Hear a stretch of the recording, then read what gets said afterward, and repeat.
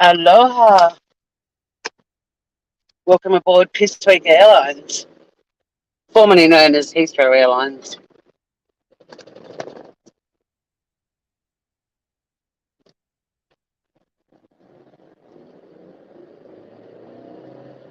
We're going to Hawaii. Aloha.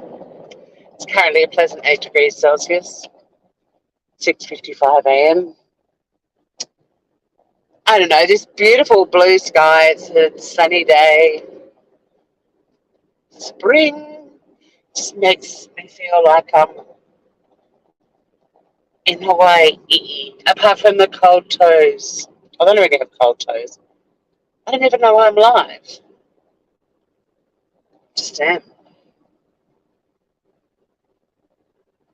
Just I don't know. It's a perky Tuesday. What can I say? Tuesday, I'm in love.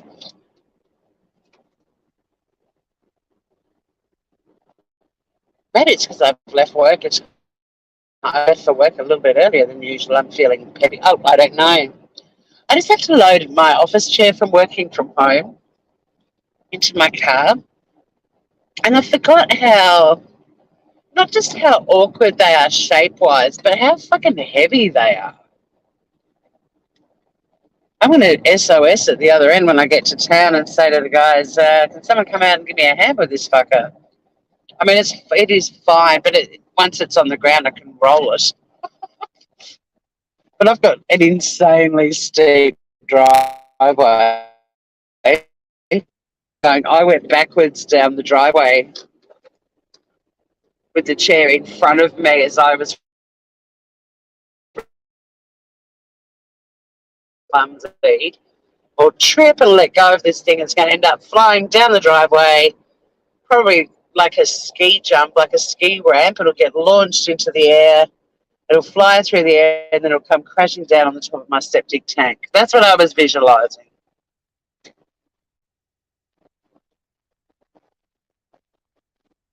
Oh, come on. Someone came in and I said septic tank and they left. What's wrong with you? This is classy content. So a few of us watched the Queen's funeral last night. Very dignified, very grounded, very pretty at times. Simple at times too. Very nicely done. Reflected her and her 70 years of service in a very tasteful way. It wasn't gaudy or flashy. It was flashy in terms of the enormity of it. That was the most sort of extravagant element of it, was just the enormity of the event. Like that entire troop, or they call it a company from the Navy, who pulled the coffin.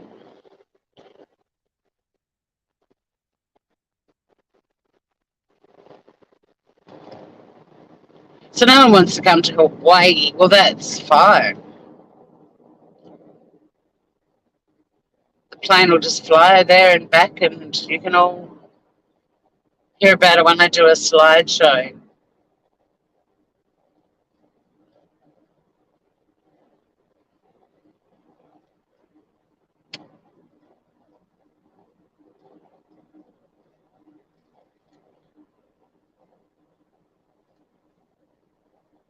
Zippity-toot, it's the morning commute.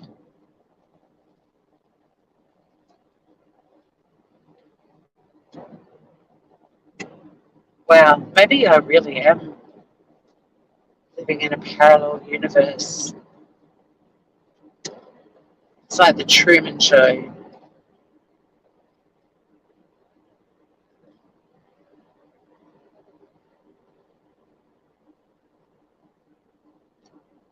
If I put Kylie Rodney's name in the title, I'd probably have at least 11 people by now.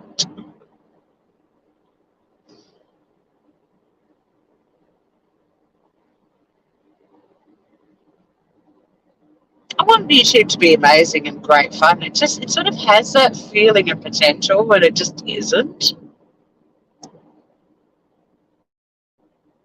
So disappointment. Hey mate, cement shoes coming for the ride. How are you, Groover?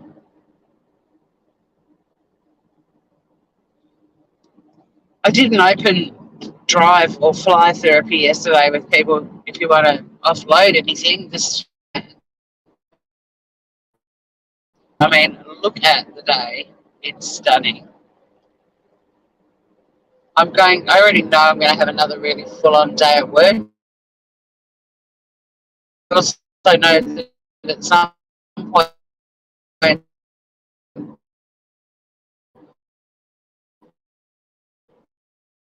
it's the end of the day and I get to come. I don't think anyone can do it without affecting them.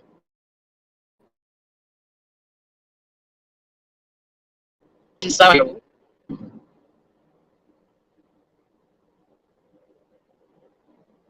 yeah, I'm over it too, cement shoes. But my point was, if you put it in your title, I mean, I went live to be really scathing about all of the people that are just milking this story like every other one. And that was the biggest audience I've attracted in the last 12 months. So transparent. Me too, cement shoes. I'm 100% with you, mate. And I mean, part of me wants to do a live where everyone who feels like we do can just come and talk about how fucking horrible it is to look at it and watch it all unraveling. And it appalls me that people just buy into it and think that all of these creators are doing, keep up the great work. That'll be a message in a super chat. It's like, what work? They're not paid investigators. Nothing they have said is based in any fact. I mean, it annoys me so much. I mean, she's like, even the picking apart of every single word that came out of every teenager's mouth and analysing that and analysing the pauses and, oh, I think there's more to the story. She's lying. Well, if the cops feel that way, they're looking into it. What the fuck? These YouTubers are delusional and so are their subscribers.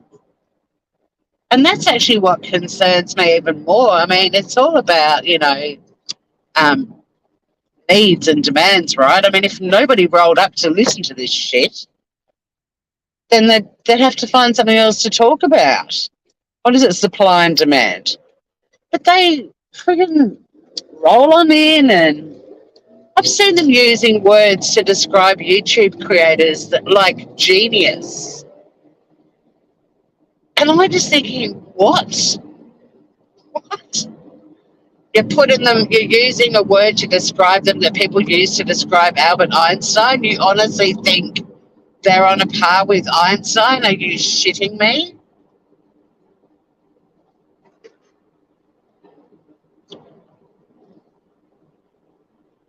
That was a good joke. I don't know what joke I said. Oops. Or did you say? Yeah, bit of hyperbole never hurt on YouTube. Dude, you're a genius. Why? Because I mean, some issues. Have you seen the people that think that there are more bodies in the car and analyse the underwater footage to death and show all these outlines of other people? And then I've even heard the same channel say, oh, people that are criticising what we're doing, they just haven't put in the hours. They haven't done the research. So don't pay any attention to them because they haven't spent as much time on this as we have. They don't know what they're talking about. I'm sorry. I don't need to put in the hours you have finding imaginary dead bodies in water patterns and convincing hundreds of people there is more than one body in that car. Oh, my fucking God. To comment on how ridiculous you sound.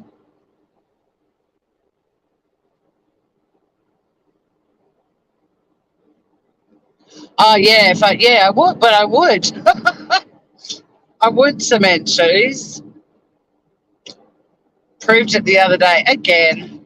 I know how this YouTube works, but I'd rather have, you and I hanging out, having a little chat, than a heap of corkers.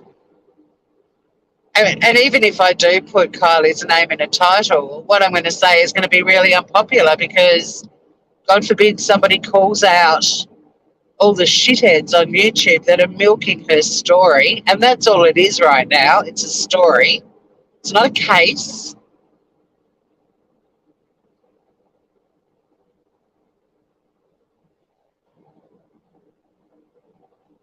Petrol's the only genius, yeah. And then there's other channels that are just rewatching everything, just going over everything everyone's already seen. And thousands of people are rolling in and super chatting them. Good on you for talking about this case. It's like they don't have any new information. They're literally just rehashing the shit everybody's already seen. Oh, you're doing such a great job. What, because they're pressing play on a video? Really? Fuck me, Dad. Fuck me, Dad. I don't understand it, but I am going to keep calling it out. And even if only one person agrees with me, cement shoes, it's worth it.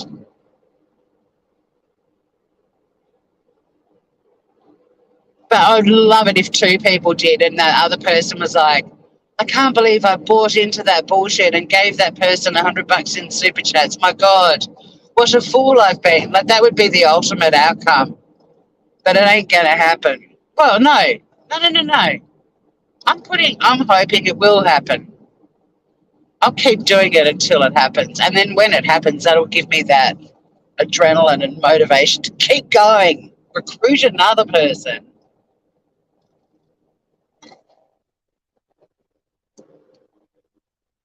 Because why aren't these people just like, if you're going to listen to this shit, that's great.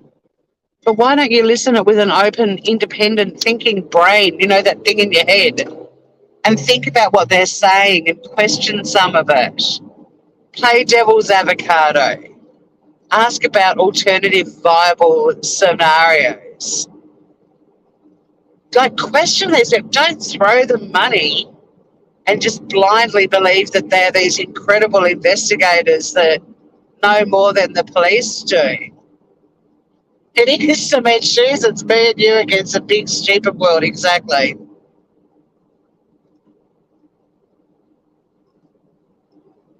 And here are some questions I want these people to ask themselves. The people that are flooding into the channel who maintains there's X amount of other dead bodies in the car, where are the missing persons reports for all of those people?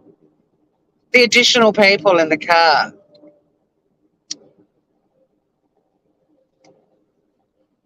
Like, it was a seniors party. So, we're talking, there were a shitload of teenagers. Yeah, there's been mention of a few guys there that might have been in their 20s, but essentially it was a teenagers party. You don't think the families of between 2 and 5 teenagers haven't also filed missing persons reports?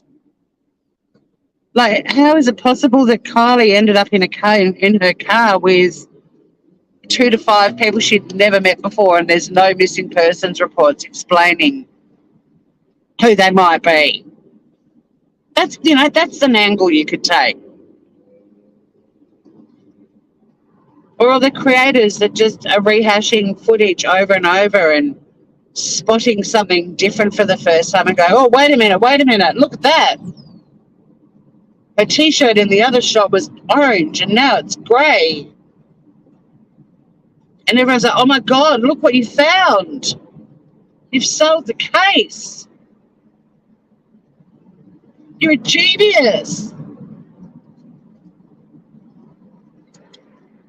And then what happens with that critical information that YouTuber's spotted?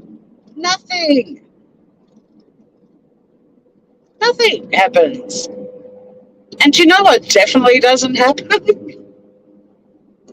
They don't don't get employed by the FBI to work for them as investigators. Have you noticed that?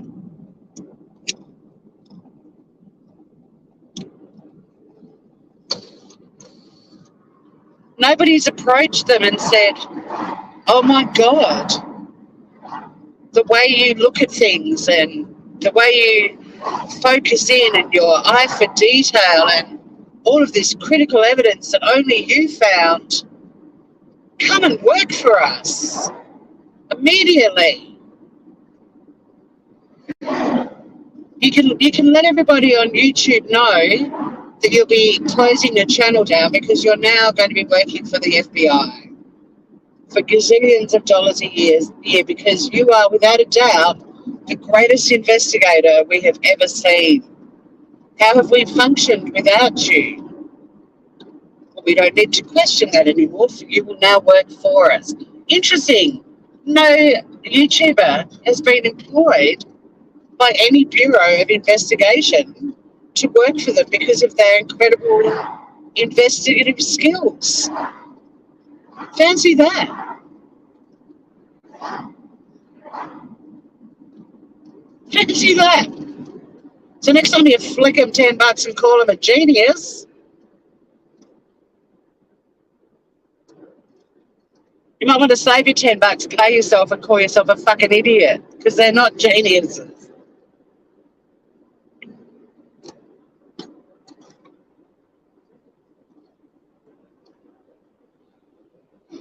Oh, yeah, AWP forgot to mention the other bodies, absolutely. I mean, because you would, right?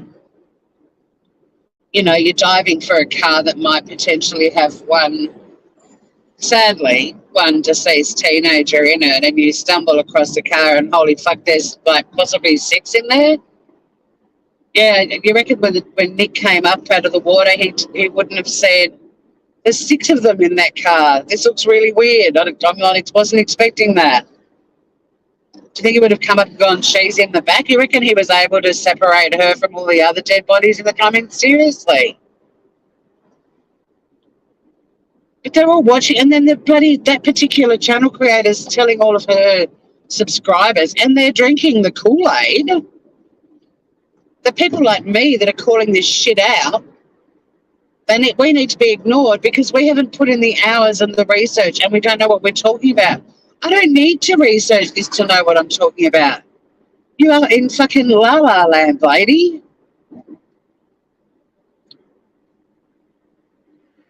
And like I said before, if there are between 2 and 5 more people in the car, where's a missing persons report for at least one of them? Can you deliver that up on your channel? And why isn't anyone in her chat thinking this way? Why aren't there hundreds of people rolling in and throwing her money, not thinking that, not going, well, hang on a sec. Hang on a sec. If there's 2 to 5 more people in that car, who the fuck are they? A good question. Who are they? How do we work out who they are? Well, let's see if there's any missing persons reports active in the area first.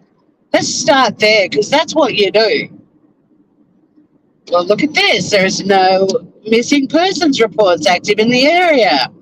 And then they'll go down it's a cover-up. There'll be some way to explain it. It's a cover-up. Really?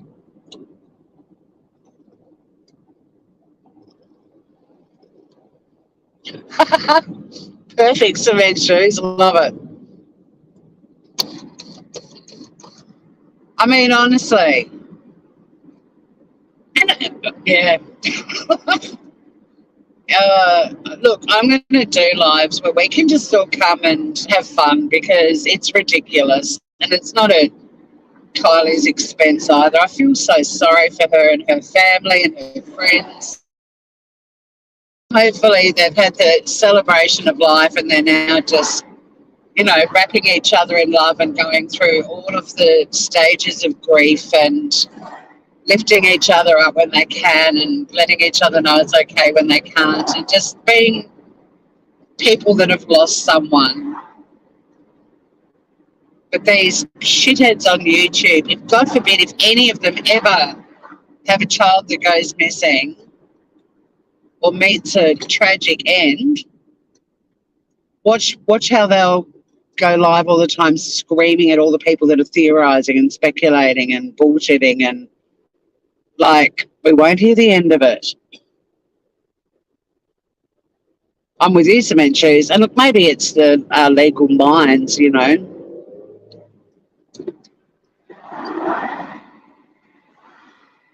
Because there is a heap of people in the true crime world who like that sort of, you know, legal thinking when it comes to crimes. Some people are a bit more forensic in the way they think.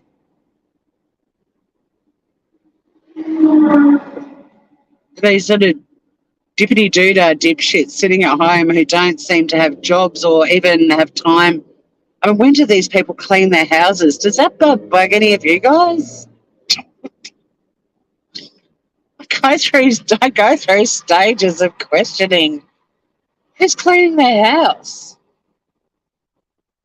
Who's feeding their family? Like, when do they cook? How can they just, I mean, are they like, hey, hun, you know, this YouTube thing, look, I'm getting paid a shitload of money for just theorising and saying bullshit for 6 hours. I'm at work. Your turn to feed me. But some of them don't have partners, and I'm like, who's looking after your house? Dippity-doo-dah dipshit. I might rename this show for that. Just you and me the whole way, Cement Shoes. Interesting. But yeah, I'm analytical too. I love cases that are unraveling, and as in not unraveling as in the case is falling apart, but the information is being sort of drip fed and coming out as you go along and piecing it all together, and, you know, trying to put yourself in the place of a jury, and if there's reasonable doubt, if there's enough evidence to convict, all that sort of stuff is really interesting.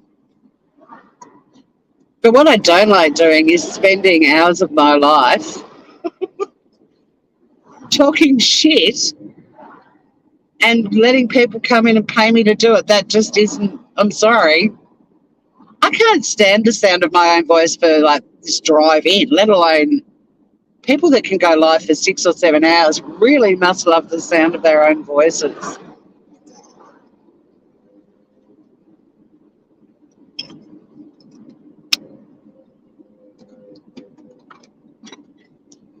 Oh, yeah, you mentioned Kaylin the other day, and I still haven't had a chance to look into that one.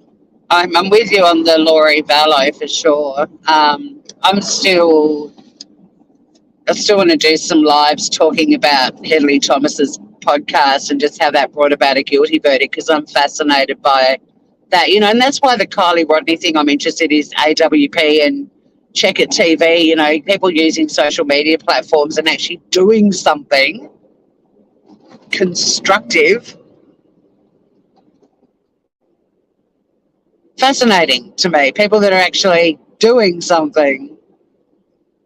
More than happy for people to, well, I mean, it doesn't bother me where people throw their money, but seeing people throw their money at, you know, the AWPs and the Check It TVs of the world, or the Hedley Thomas, not that he had money thrown at it, but you know what I mean? People that are actually using their platforms and getting outcomes is an area that I'm really into. But we also had a woman last week in Tasmania, Cement Shoes, who has been paroled after serving 12 years in prison for murdering her husband. And it's a pretty interesting story. And unfortunately, I think it's really divided the community in terms of, not divided in terms of us all feuding or anything, but there's 3 camps with that story. There's the she's guilty as sin, there's the she's completely innocent, set her free, and then there's the murky in the middle, not really sure, and that's the group I'm still in.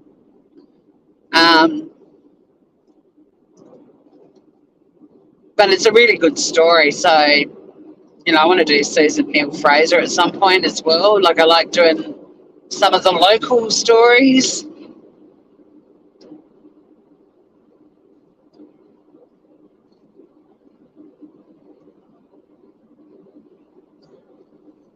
watched that chapter and look, the name Caitlin Armstrong sounds familiar, and I've got a feeling I may already have watched it. And yeah, look, I adore Mike, but I mean that's another type of true crime channel where they essentially tell stories of cases that have already been solved, you know, that have led to a conviction, or sometimes not. But I mean, Mike's usually have.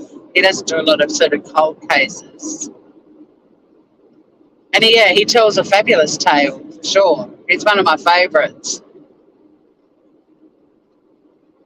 So I'll check it out because there's not many of his I haven't listened to. I haven't been with him from day dot, but I've been with him from when he was a bit unknown and small.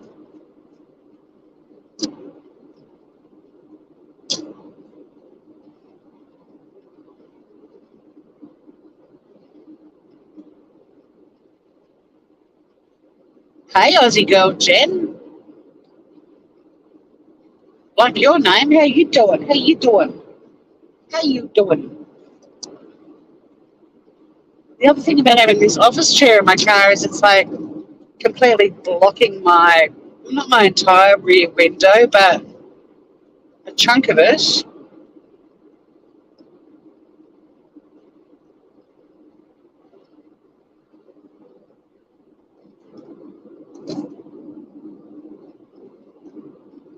So many cases, so little time, you know.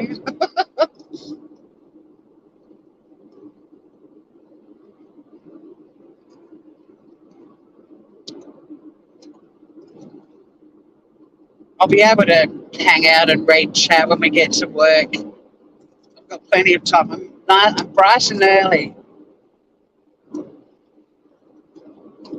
But I've got to rename my life, don't I? Dippity doodah, dipshit. Look, YouTube's a great platform, and people can go on there and do whatever the hell they want. But there's just this incredulousness that I can't ignore when it comes to observing the inverted commas true crime community I crawled out of.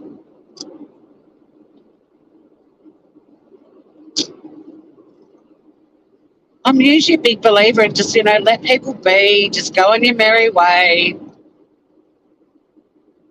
let them be. But it's getting more and more ludicrous and more parasitic, and more people seem to be drinking the Kool-Aid. And I just want one of those little fuckers, just one of them, to pipe up and say, please don't block me for this, but genuine question.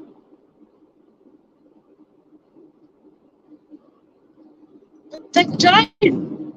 Well, some do and they get blocked. I mean, I think I've been blocked in quite a few channels already because, God forbid you point out the obvious, right? And I'm very nice. I try to word it in a way that comes across as nice and a little bit humorous. I don't come barreling into chats and go, you're a fucking wanker, as much as I'm tempted to.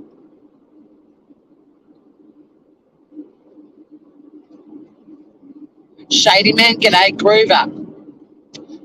Yeah, we watched it. I watched it live last night, Shady man. I went live on my channel. I wasn't planning on actually being live and streaming the actual funeral, but all the formalities and everything before it. But we ended up watching the funeral together, quite a few of us. It was really lovely. I mean, it was weird because I had to provide commentary for fair use. But clearly my channel hasn't been struck because I'm live right now, so the BBC haven't wiped me off the face of the YouTubes. So, yeah, it was doing fair use commentary during a funeral is a bit weird, but I think we were very respectful and still had a few giggles along the way, not at her expense. But the comments that were funny, I think she probably would have found amusing too. But it was really nice to sort of just hang out with a few others, and there were a few comments like Humanimal wasn't planning on watching it and didn't want to watch it on her own, so she was stoked that she found us live. And another friend of mine in Melbourne had found it a lot easier watching it with other people than if she'd been on her own. She said it would have been very depressing and sad, so she was grateful to have some companionship during it. And I was saying at the start of this live, like, I just felt it was so dignified, and I mean, as intricate as a lot of elements of it were, it was just very simple. There was some really pretty, like, it was a beautiful funeral. It wasn't a tragic performance type funeral. Like, it was really well done, and it sort of reflected, well, it completely reflected her and the woman she was. We loved it.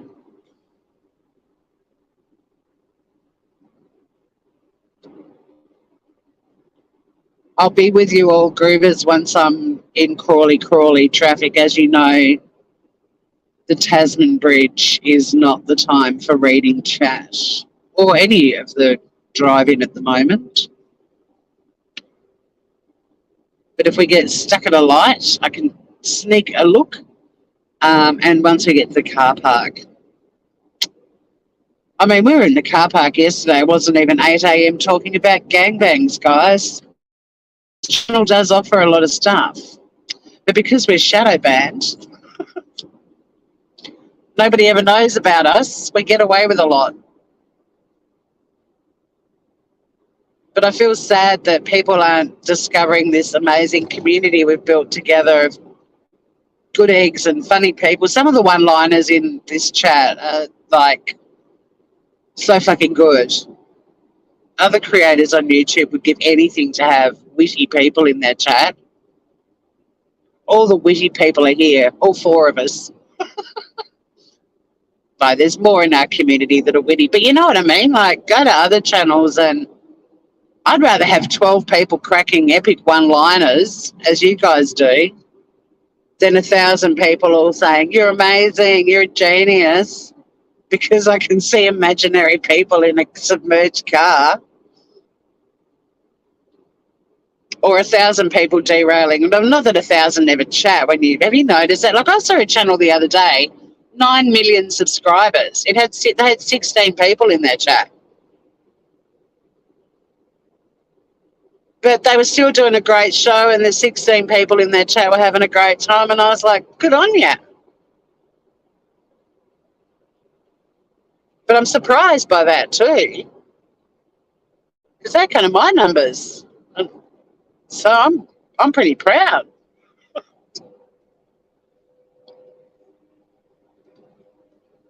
Hey, Morgan. Oh, I missed what Aussie Jen said.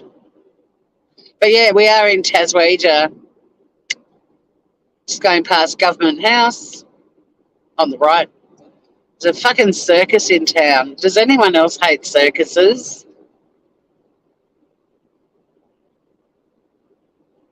I don't know if this one's got animals or not, but if it does, I like Cirque du Soleil. Put humans in cages and make them perform for our entertainment. But yeah, there's a circus just to the left. You should be seeing the tent coming into the big top.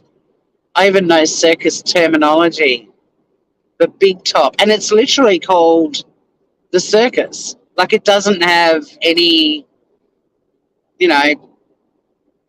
so-and-so brothers or whatever. It's literally called, I mean, I can't see any cages or any animals.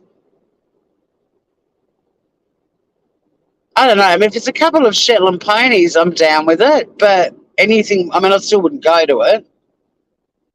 But Shetland ponies are assholes. They know how to look after themselves. Most animals don't.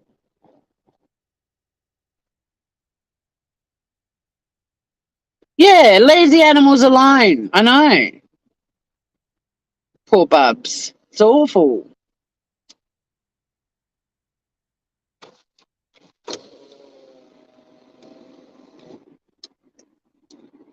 But I have a huge clown phobia, which is also a massive issue for me with the circus, obviously. Scared the fuck out of me, the clowns. Like, I've got that legit phobia. It's not me just thinking, oh, I'm not really a fan of clowns. I'm actually terrified of clowns.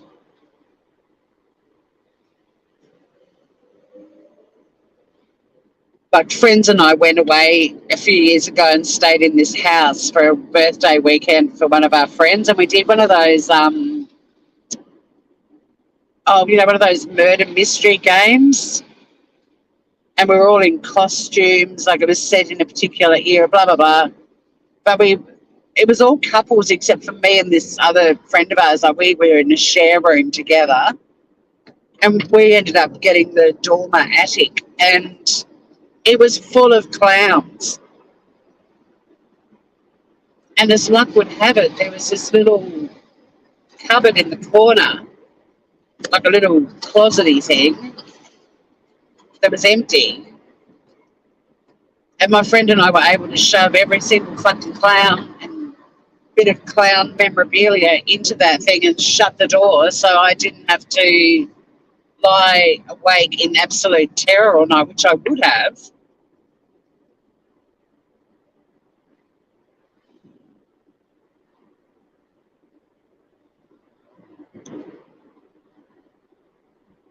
But yeah, the room, like, there were bookshelves and bedside tables, and there were clowns everywhere. I think from memory, because I think we had two little single beds. From memory, I'm not sure if there was just a clown sitting on the bed or there was actually clown bed linen as well. It was my worst fucking nightmare. Oh, why? I hate Joe Biden and Donald Trump. But why is here all week? Try the schnitzel. That's what they say in comedy clubs, that last bit.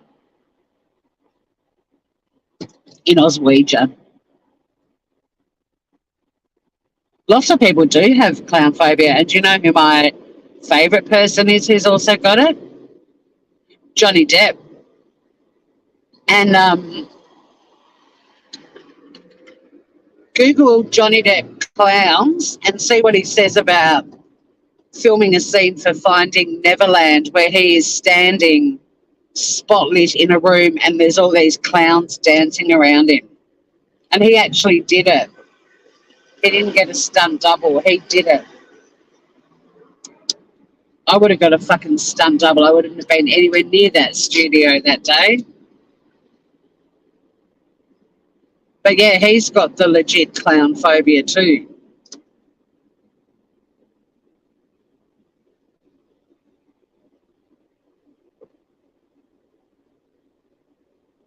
You had a clown stalking Kettering.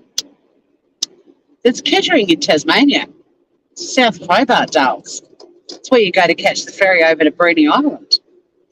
And there was a TV show filmed here called The Kettering Incident.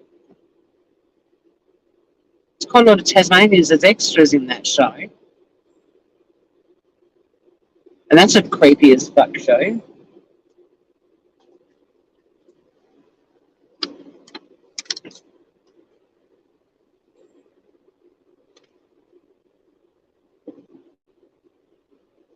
The clown stalking thing, really scary. Oh, I'm sort of curious, and then I know if I go to look at it. Like, people get the heebie-jeebies if they see a photo of a snake, when when they're scared of snakes. Like, they want to smash their computers, basically. With clowns, I can tolerate reading articles and looking at clown stuff for a little while, but not very long. But if they're animated in any way, if it's a person in an outfit, not animated as in cartoon, but if they're actually moving, that's when I'm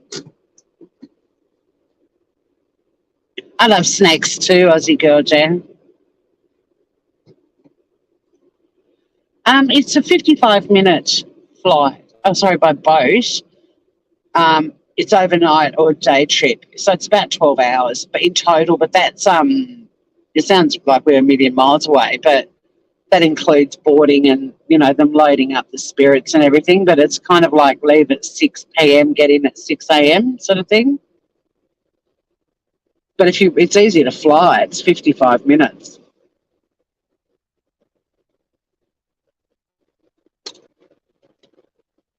But the boat's great because you can bring your van over or your caravan and tootle around Tassie for a week or two. It's the best way to see Tassie. Morgan, she don't like the snakes. I mean, I like snakes, but I respect the fuck out of them and I don't go anywhere near them. Like, I can't handle snakes. Like, my sister can hold snakes. I can't. But I get a bit hypnotized by them, and I've often said that it wouldn't surprise me if I die from a snake bite because I just get hypnotized and mesmerized and I just stand on the spot looking at them just in awe. And I can just picture a snake going and latching onto me. And especially since in Tassie we've only got 5 snakes and they're in the, I think, top 10 most venomous snakes in the world list. Pardon me, Tassie scored when it came to seriously hardcore rock and roll snakes. Yeah. We got the good uns.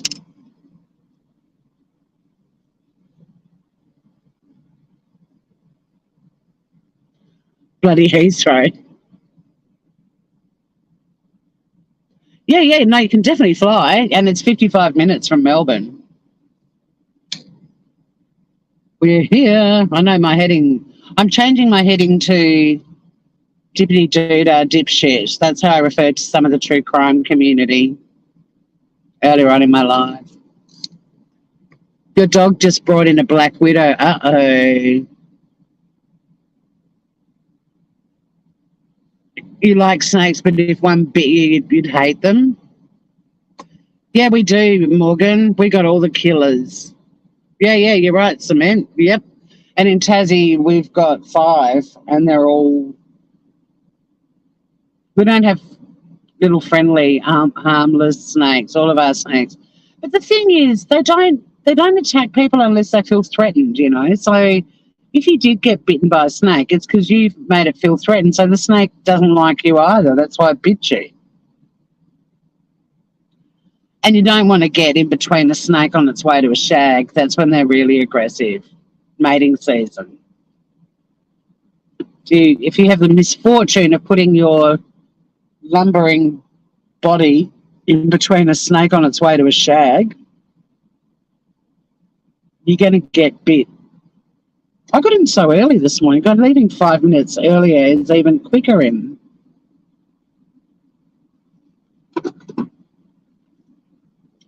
The Golden Lad's Head Viper of Brazil. What a fabulous name.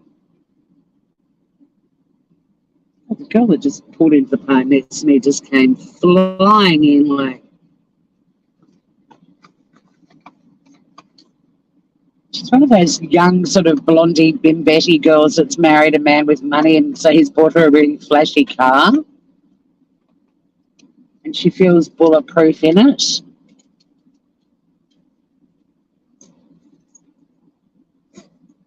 Just pulled into a car park doing crazy speeds. Your mum was terrified of snakes? Good, yep, make a note. Morgan, don't interrupt a snake shag. It won't end well.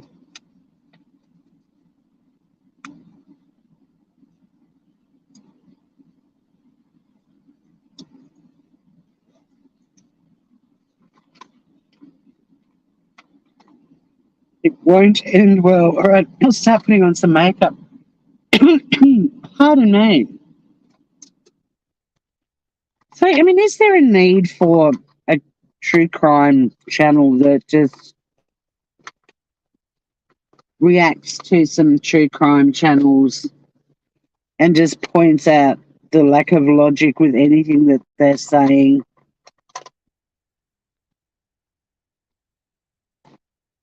As well as the ignorance of their subscribers, that they're not challenging any of it, even though it blatantly makes no sense at all.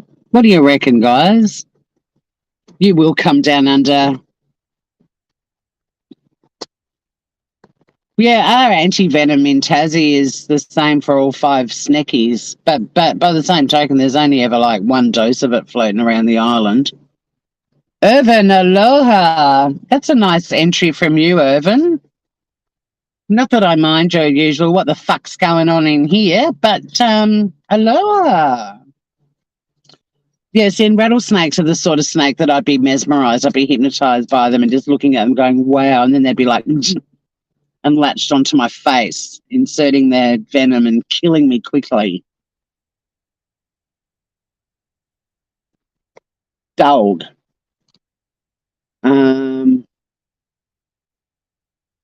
Dog. Okay. Yeah, Evan, impressed, man. I mean, I missed you. What bullshit are you fucking talking about? Kind of normal entry. Aloha to you.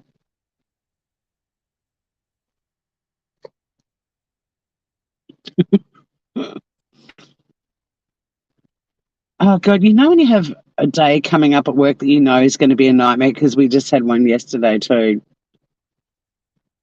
And I know that at some point I'm going to be in my car at the end of the day going, you little fucking beauty. And I'm going to my niece's house because she's just built her first house at age 25, and I'm insanely proud of her. So I've got a lovely thing to do after work. But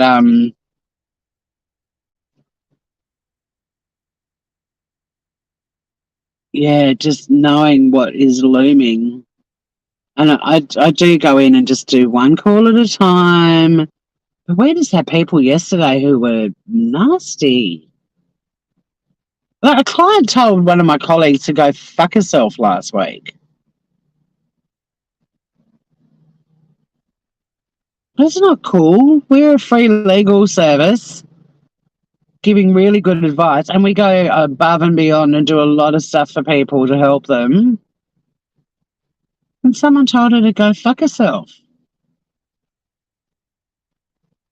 That's not nice.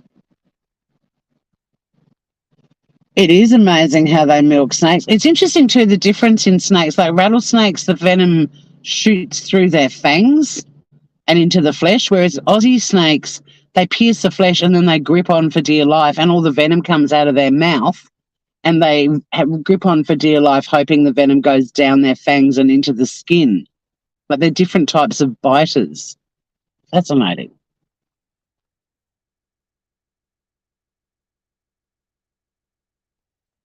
I agree, Aussie girl Jan. Yeah, true. No good deed goes unpunished. Who is it? Shady Man who always likes the smoking man. He's back again. You can just see his legs under the bracket over here. Oh, hang on. There he is. Smoking man.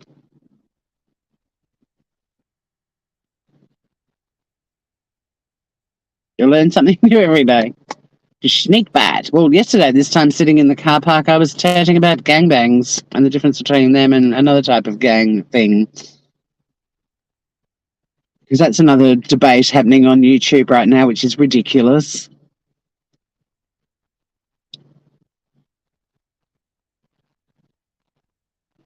Did you wave to smoking? Oh, you want me to?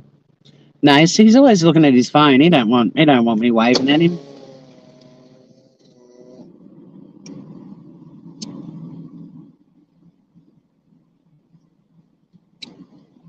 It's all these little things every day that are part of our daily routine heading into work. So yeah, hopefully, please send out vibes today that some of our clients are just grateful.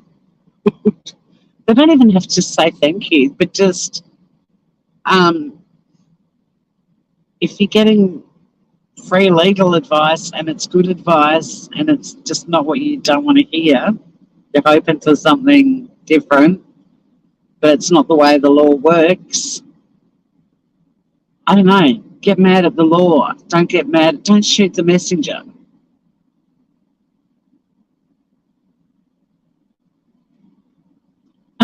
He's cute, actually, Shady Man, but he's married.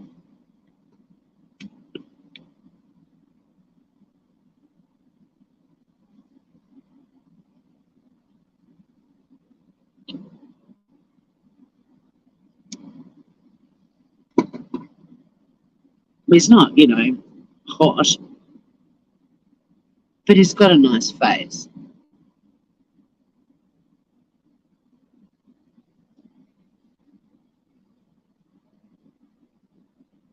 Aloha, Joey. Nice entry there. Yes, that's what we were chatting about last night or yesterday morning. Well, I think it does still mean the same thing, but there are people on YouTube who have given it a completely new definition. Wedding band. I'm an investigator, remember?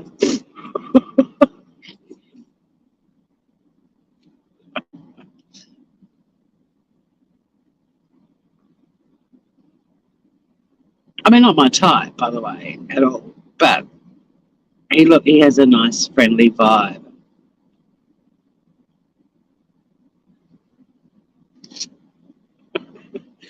Exactly, Morgan. And that it's a criminal.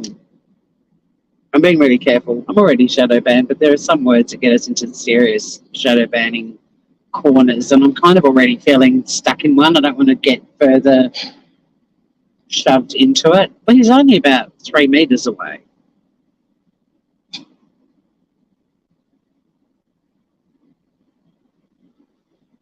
But yeah, essentially there are YouTubers, and by the way, their reasoning for their the definition they believe is the one is that they were raised better and have better morals than the rest of us. That was a new angle I hadn't contemplated coming out in a discussion before about definitions. That if your definition is more, I can't even think of the word, but it means you're on a moral high ground the other person isn't on. It's like, no, I don't know if that, I don't know if getting a definition wrong and not just admitting you got it wrong.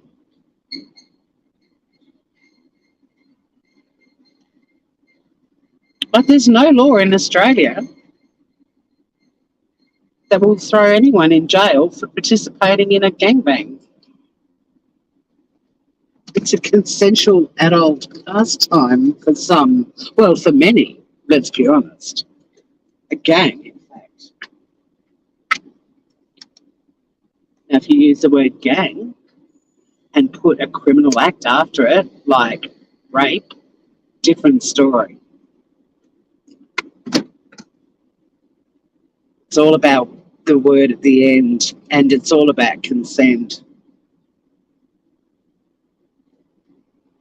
My window is down, which is why I'm trying to behave myself. And I'm not going to tell him that. Nicely put, Morgan. I wish I had that thinking. It's not the rewritten YouTube definition. It's the rewritten definition by a couple of YouTubers who are now claiming that because they define it that way, they were raised better and have a higher moral compass than the rest of us plebs. That's their justification. And it seems pointless too that this debate over this definition, which is incorrect, is occupying hours and hours of YouTube time, but it is. And if anyone like myself thinks the critical word in all of this is whether or not an act is consensual, speak up about it. We were all raised badly and have no ethics or morals, apparently. I mean, fuck, imagine if I was actually going live talking about, my life as a gangbanger on top of my feelings that that is not a criminal act. I mean, I haven't. I never have. Just so you know. Exactly, Morgan. I know, Aussie girl, Jen. Look, the things we see and hear on YouTube, it's like a parallel universe.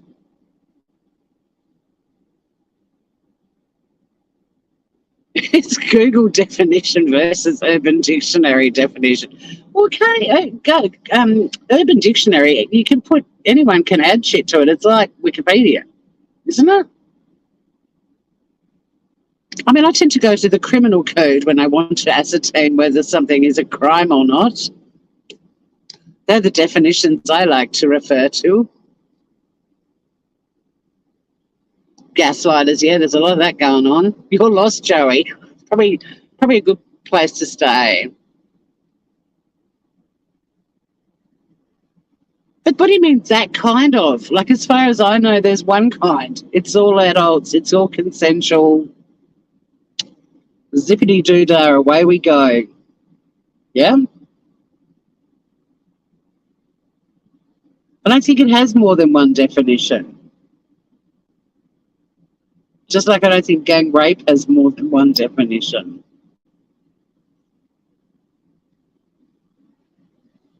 Just, I can't keep up with wokeism as it is, but this is just ridiculous. People just getting the wrong definition for the wrong word and then standing their ground and then telling everyone else, like gaslighting, like Aussie Jen said, and telling everyone else that they were poorly raised and they have no ethics or morals if they don't think a gangbang is a criminal offence.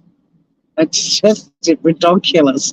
I can't. And, you know, all the major issues and the things they could be using their platforms for like, you know, finding bodies, finding things that have been left on the seabed, leading, like, podcasting and getting a criminal conviction because of it. Like, wouldn't that be a better use of their time? But oh no, we're gonna go live and argue semantics because I got something wrong and I'm too proud to admit it. What the fuck?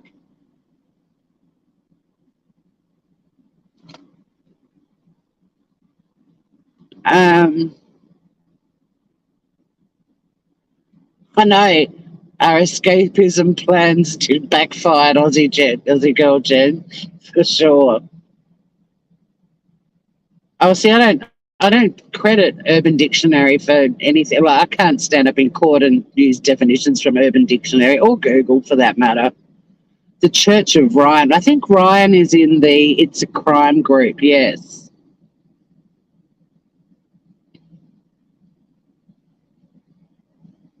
Oh, well, see, that's another, okay, that definition, and that's something of in more recent times.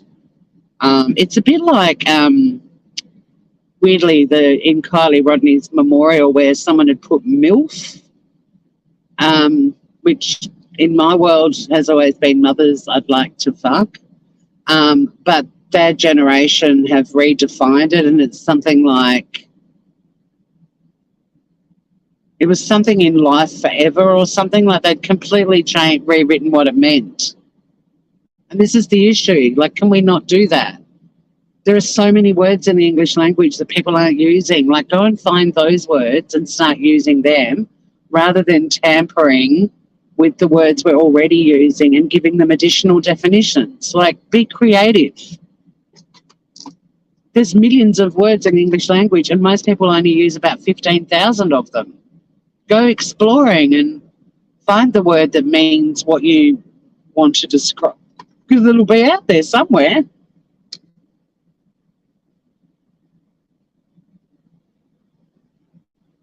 Yes, stop it. Find your own words. Thank you. You're a girl of my own heart. Yeah, find your own words. Reignite some word that's been lost in usage.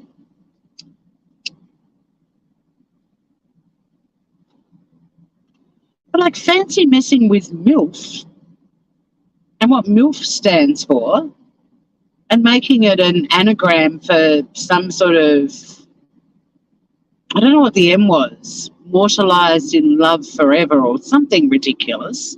Although you'd want immortalised, but memories in love forever. I don't know what it was, but why would you do that to MILF of all things? Like, can we just, it's like putting cunt on a memorial and saying, oh, it means clever, unique, nice tits. No, not tits, but you know what I mean? So it's an anagram for that. No, it's cunt. Like, you probably don't want to change what that means and give it a second definition, because if I'm walking through a cemetery and I see cunt on a heap of headstones, I'm going to think, wow, this cemetery is full of assholes.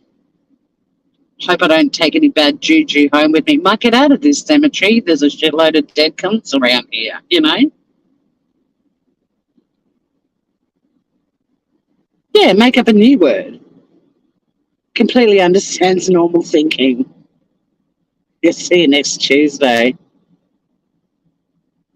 Oh, why? I got slapped for being left-handed too. I actually had my hand strapped. Didn't know you were a lefty.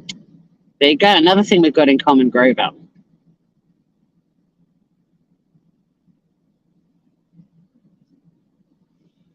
Yeah, I'm ambidextrous as a result, but I do favour my left hand for writing. But there are some sports that I favour my right, but other ones like tennis, I'm 100% ambidextrous, and it pisses people off because they'll lob the ball over at me expecting, it's going to be a really tricky backhand return, and I just swap the racket into the other hand and do a forehand return, and they're like, what the fuck? Like, I played my tennis two-handed. Sounds like someone thought of a nice term and no one wanted to tell them that acronym already existed. Yeah, I don't know, because some of the people said, oh, it was actually just a joke between them all, that they literally meant MILF. And then others were like, no, it's some sort of memories in love forever kind of thing. Possibly the shirts were already pretty good point.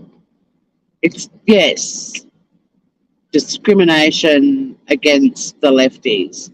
I can't play golf, and my mother was an A-grade golfer, and wanted me to be a golfer. However, my brother, who's also left-handed, is a very good golfer. So I don't know your point there, Shady. But I'm an awesome caddy. Mm.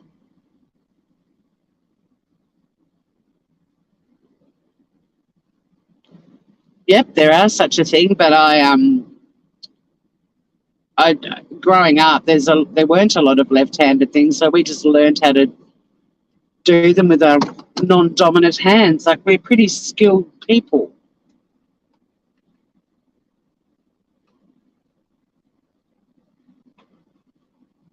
We've had to adapt in a right-handed world. It hasn't been easy. Like, we've got notebooks at work for when we're speaking to our clients, and the ones that we had when I started, the left-hand page was the page where you get all of their personal details and everything, and then the right-hand page was where you do all your notes. So you actually spend more time filling out the note page, getting all your notes in. But for me, being left-handed and using the phone, I didn't have a free hand. The position of the phone on my desk, and it didn't have a long cord to move it. It made writing in these notebooks nearly impossible. So I went into my friend Dell and said, would you be able to do left-handed versions of these notebooks? Because I actually can't sit and write notes in this notebook while I'm also on the phone. And I mean, I can put clients on speakerphone, but I don't like it when people put me on speakerphone. When you call someone for a chat and they have you on speaker, I'm like, nah. Because then they start doing the dishes and there's all this discordant noise and it does my head in. I'm like, can we just have a chat? Can you just make a cuppa and sit in a chair, like a comfy chair for half an hour, and let's just have a chat? So I don't like putting my clients on speaker because I know that it annoys me, and I feel that if you're giving legal advice and they're emotional and stressed and all the rest of it, you don't want to add to that. So now Dell makes me left-handed books. Isn't that nice of her? Uni lectures. You go into a university lecture hall, like all the chairs that have the little fold up and flip down desks, they're all on the right hand side. Not ideal for us lefties.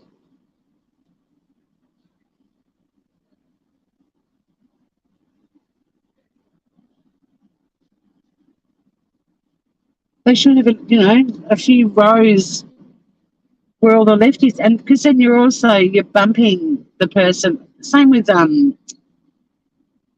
meals. Like I use my fork is in. I'm putting my makeup at the moment, guys. I'll read chat again in a second. I have my fork in my left hand, my knife in my right hand. Like, that's how I was raised to use cutlery. But sometimes at a dinner party or whatever, left and right sitting next to each other, there can be all sorts of collisions and annoying things going on.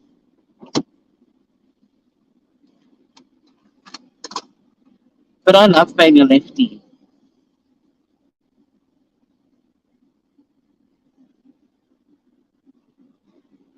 My mum and dad went to England when I was quite small, and there's a left-handed shop in London, which we didn't have such a thing here. And they bought me all these products, including left-handed scissors. And they changed my life. And the day they broke, and I had them for decades, I cried and cried and cried. And I've got scissors now that are not specifically designed for either left or right-handed people, but for years, scissors all had plastic handles on them, and the way they were moulded was only for right-handed people to use. Like, I could not use scissors.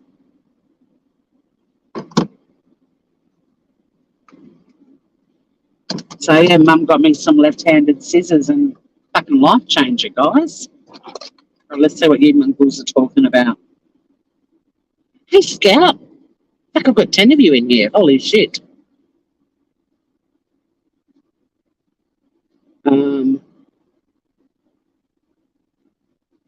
Mother, I'd like to find is the polite version. Oh, shit, where's chat gone? You can imagine me in the golf gear, Joey. I'm going to go right down the bottom. You didn't think about scissors? Yeah, scissors, an issue. You feel for left-handers? Don't. Apparently we're all geniuses. Aren't we? Why? Actually, it is pretty interesting if you look at the list. I'm putting on my makeup at the moment, guys. If you look at a list of famous left-handed people, it's quite interesting. I think Einstein was left-handed. Bart Simpson, I mean, genius right there. Prophet, you know.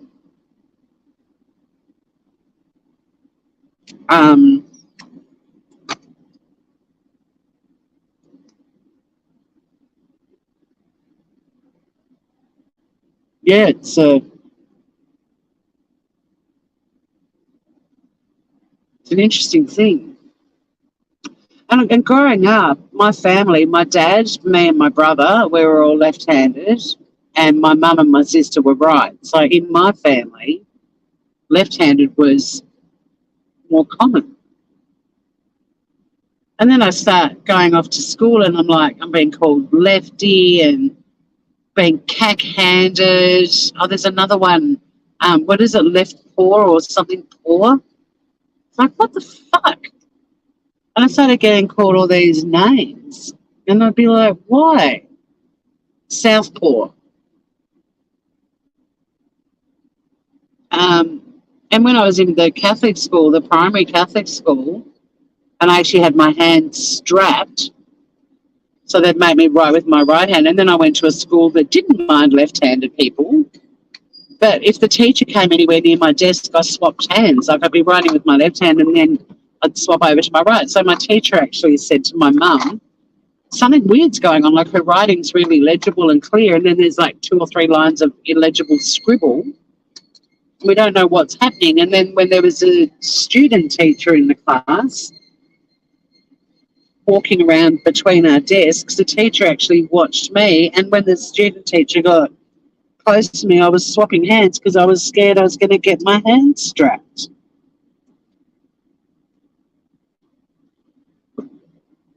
fucking fucked with me. And the teacher was like, no, no, no, Tori, you can write with your left hand. Go for it. And I've never looked back. Southpaw, yes.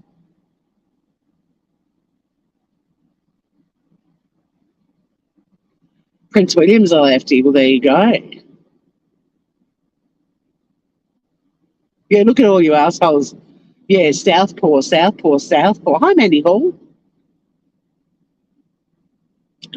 Oh, thanks, Aussie girl, Jen. Wouldn't it be funny if I know your Tassie mate?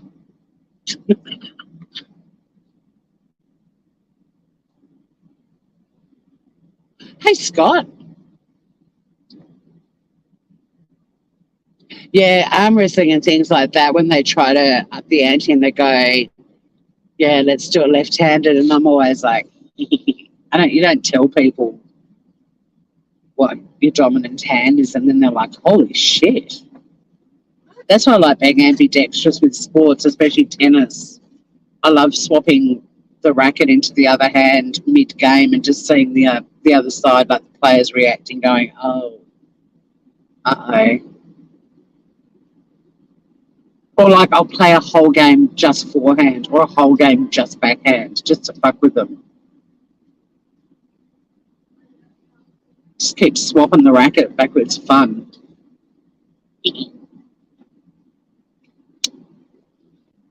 I'm not sure if I knew Prince William's left-handed, but my brothers are William as well, and you can never have too many left-handed wills, in my opinion. But guys, send out positive vibes. My day, I know my day is going to be horrible, but then my clients don't call me or tell me to go fuck myself. But one of the clients I had yesterday was just so angry at the advice that I gave her, and I'm like, but it's the act. It's in the act. Like, it's not me. We don't go out of our way to give you advice that's going to upset you and isn't based on any law or case law. Like, this is the way it is. I'm sorry that it's not what you wanted to hear. Oh, fuck you. Okay. Well, I'm not going to win then, am I? So it's not really about winning, but on that point, there's not much we can really do about that bit. Let's look at another bit. See if that's a good way to go. I tried to make her laugh once, like just lighten up in the call. I've never, ever in my life not been able to make somebody laugh or smile or lighten up. No, failed with her. First person in my life. Could not get her to come back round and be happy. No, not happy, because I mean, they've still got a nightmare going on, but, not be... She was really mean to me, and I still tried to make her laugh and smile and be happy, but no, I failed.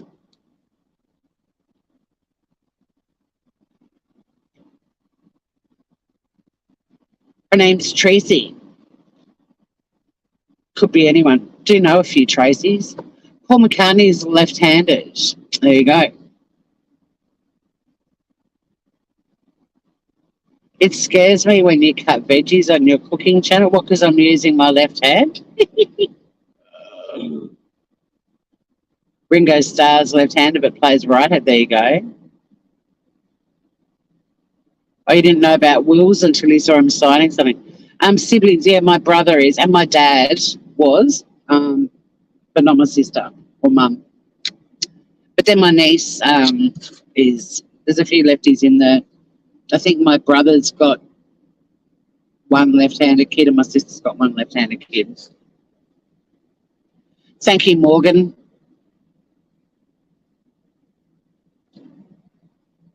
Smile and tell her to have a good day. Thanks, guys. Yeah. Roughly 10% of the world. See, that's how special we are. We're a minority and we get picked on and called Southpaws. Fuck.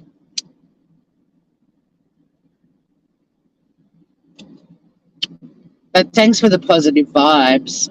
No, I won't let them get to me. Luckily, my colleague and I yesterday, between us, we both had so many shitty people that we just ended up laughing because it was just like, it's weird how things happen in waves. Like you'll get a lot of people with exactly the same problem one day, or you'll get all the assholes in a day, or you'll get ones where they've all got really strong cases and you get fired up because you know you can win it for them. Like it's so weird how it goes along,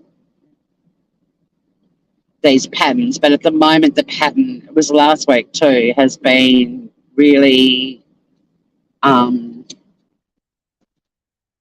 angry, ungrateful. And like I said, we don't expect thank yous. We do get a lot of thanks though, because we generally, most people are grateful for free legal advice and we do help them a lot. And we also return their calls very quickly and all of that sort of stuff. Like we provide an incredible service, but it's not usual for us to just have a string of people that just speak to us so horribly after all we've done is try to help them.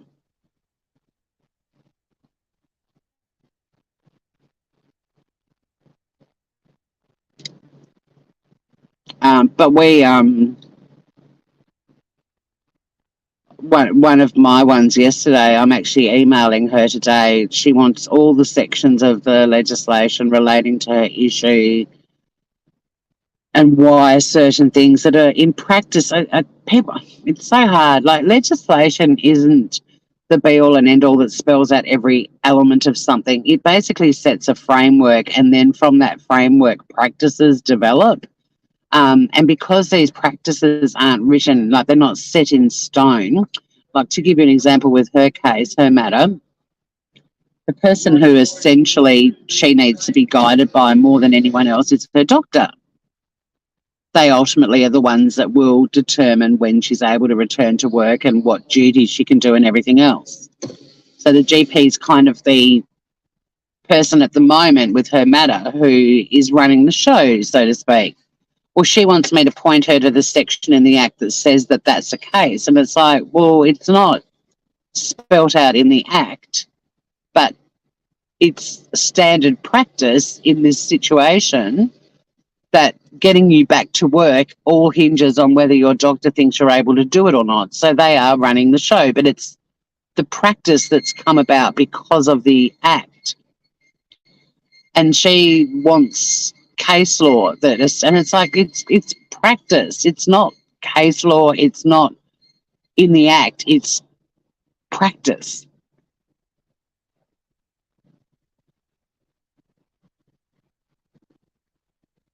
Well, no, he doesn't have trouble with writing. He just doesn't like shitty fountain pens. You don't envy my job? Tell her thanks for making your day. What, every single Tracy that I know?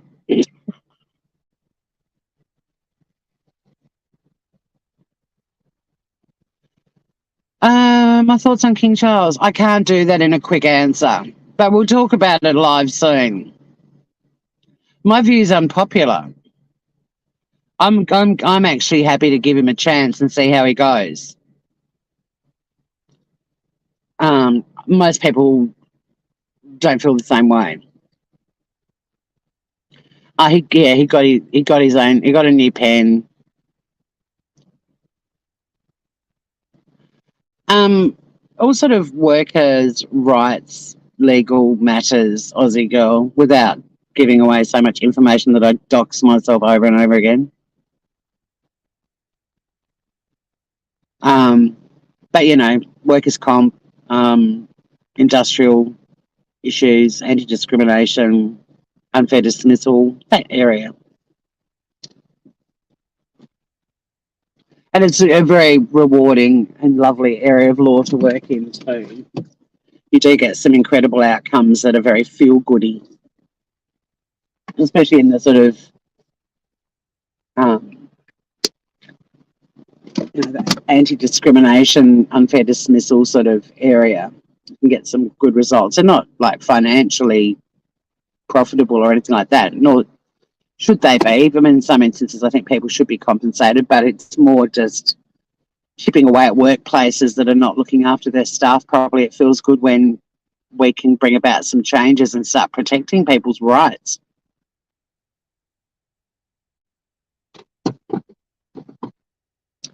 But also I work for a community legal centre. Like, I'm one of those lawyers that has a heart and works for little money.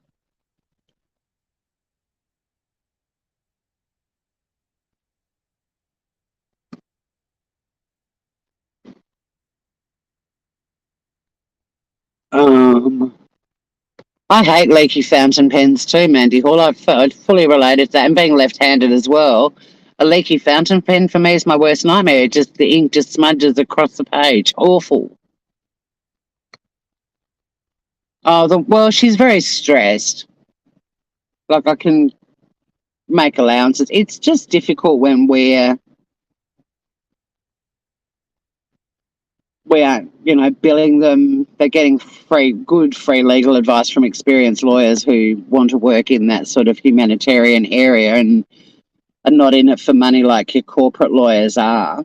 And we really do go above and beyond, and we have to do mental health first aid training on how to deal with our clients, but also to protect our own mental health. Like, it's a pretty heavy field of law to work in emotionally. It can be very difficult because the majority of the people we speak to are incredibly stressed, and a lot of them have psychological conditions and so on as a result of how they've been treated at work. So it can be very difficult and hard, and it can really impact us. So it's disappointing when you get a heap of people in a row that are abusive. But, we understand their position and we're very gentle, but we're also you just have to take it on the chin and dust yourself off and do the next call and hope it's not going to be as emotionally draining and difficult. Well, that's the issue with Charles, and that's why King Charles, and that's why we should do a live about it, because he has to put his advocacy and passions to one side and go into a life of servitude like the Queen did. So I don't know if we're going to see a lot of that stuff, unfortunately, because the fact that he's so passionate about the environment is one of the things I really like about him. But I don't know if he's going to use his role as king to advocate. I don't think he can. If he does, it'll be a first. We do. We need a wine and a wine stream. Good idea, Scout.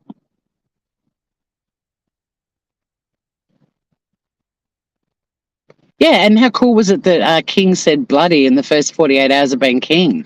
I hate this bloody pen. I thought that was good, personally. G'day, Aussie. I'm going to get out of here, Groovers. I have to... Thank you, Aussie girl Jen. No, it shouldn't. I mean, neither should paid advice, to be honest. It's kind of, that's another thing we could do in the wine and wine. One thing that's really strange being a lawyer, we're also a referral service. There's a lot of issues that we just don't have the funding to go to court. We don't have the manpower on the ground. We're a very small team of 5 people, 4 lawyers, 3 are part-time. So we're not funded and not able to run trials. So we often have to refer matters on to other law firms. And we've managed to get them to take our client referrals on a no-win, no-fee basis. But as soon as you say you need to refer them to a lawyer, and we're lawyers too, but we need to refer them to one of our expert lawyers, am I going to have to pay for that? And it's like, well, I don't understand why people get so butthurt about the thought of paying for a lawyer, but they pay for their doctor, they pay for every other service on the planet, but they, for some reason, feel that they shouldn't have to pay for legal advice from people who've spent a chunk of their lives studying. And law, you constantly study. It never ends. You're always researching and learning new cases and decisions and precedents and everything else. But the number of people who say, am I going to have to pay for my lawyer? It blows my mind. But also the number of people who call us and expect us to give them advice immediately when we're like, we need to book you in with one of the lawyers, who expect to be given advice immediately. You rock up to your GP and expect to be seen straight away? No. Your accountant for your tax? No. But for some reason, people think lawyers are just sitting around doing nothing, waiting for you to walk in so you we can see you on the spot. And it's just another thing that I'm constantly baffled by.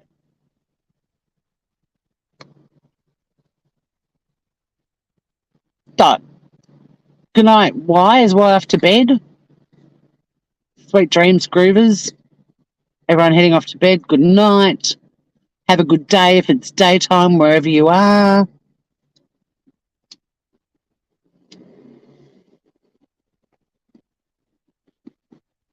But yeah, lawyers are businesses too, and they have bills to pay like everyone else. I don't know why. Oh, what I'm going to have to pay for that? Yeah.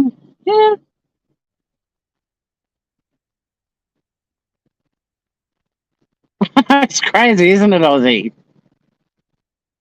It's just, and the way they react, really? I'm going to have to pay for that? It's like, well, yeah.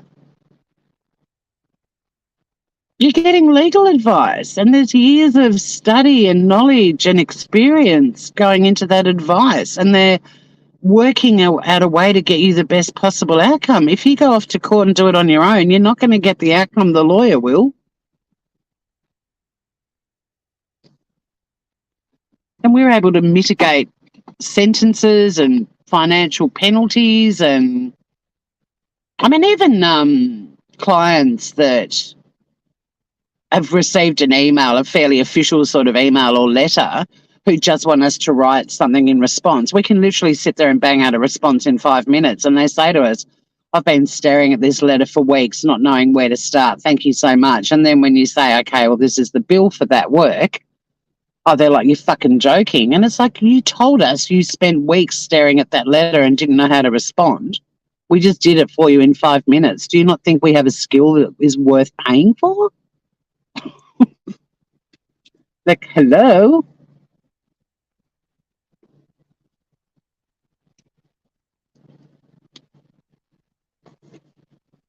Well, Shady Man, there probably are lawyers who charge that much and they've got the experience and they'll get the outcome. Do you think surgeons charging $25,000 for an operation is okay? Because people find the money to pay the surgeon who wants 25 grand for the operation. And but hey, Kez chick, g'day. But I work for a community legal service. We're funded. We don't charge our clients a cent, and they abuse us.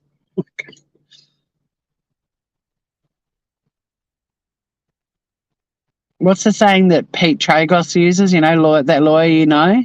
There's a saying that people hate lawyers until they need one. Ain't that the truth? And when you need one, you want to have a good one. And if the good one means you got to pay a little bit more, and the way they operate, they take their fees usually if there's some sort of monetary scenario going on, the fees come out of that amount of money. But I'm not going down the defend lawyers being a business and having bills to pay and need to charge clients. It shouldn't warrant justifying. Pretty straightforward business transaction. But yeah, any other specialist, people will fork out money for mechanics doing work to their car and doctors doing shit and dentists doing shit. And when it comes to lawyers, they're all offended and horrified that they might have to pay something for that service. And it's just weird to me. Yeah, exactly. But then when they have the botched operation and they need to sue the doctor, they get all butthurt about having to pay the lawyer to try and get them damages so they can fix their wonky tits, right?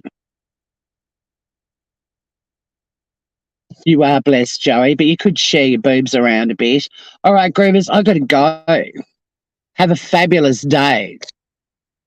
Wherever you are, bedtime, have a good sleep, daytime, have a good day. Be nice to people, especially people that are trying to help you. And for everyone out there with wonky tits, celebrate them. Or sue the doctor who did them, but you want a really good lawyer for that. And yes, you will have to pay. And I don't do those sorts of cases, but maybe one day I will. Who knows? Until next time, stay groovy, everyone. Love you guys, and I'll catch you later.